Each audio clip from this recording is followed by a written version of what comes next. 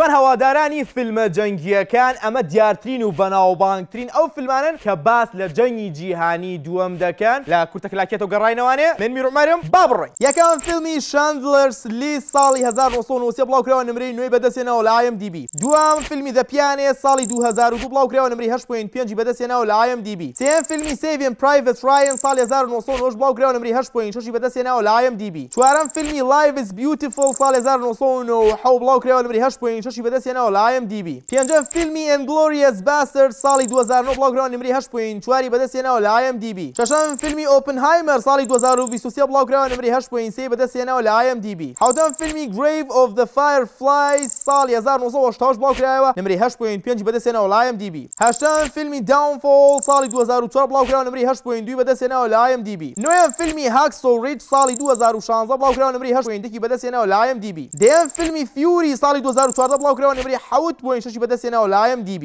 یانزەم فیلمی Dunkirk ساڵی 2007 بڵاوکراوە نمرەی 7.8 بەدەستێنەوە لە IMDb. دوانزەم فیلمی The Thin Red Line ساڵی 1990 بڵاوکراوە نمرەی 7.6 بەدەستێنەوە لە IMDb. ئایا بینەری چەند لەم فیلمانە بووی و بەڕای تۆ باشترین فیلم کە تایبەتە بە جەنگی جیهانی دووەم کامەیە لە کۆمنتە بۆ ما بنووسن و بەڵام لە یاد نەکەن لایکیان بڕگێ بکەن و لە هاوڕەکانتان شێریکەن و فۆڵۆ و لایکی هەژماریشتان لە یاد نەچێت. من میرعومەرم لە کورتە کلاکێتەوە. سەلام عەلەیکوم.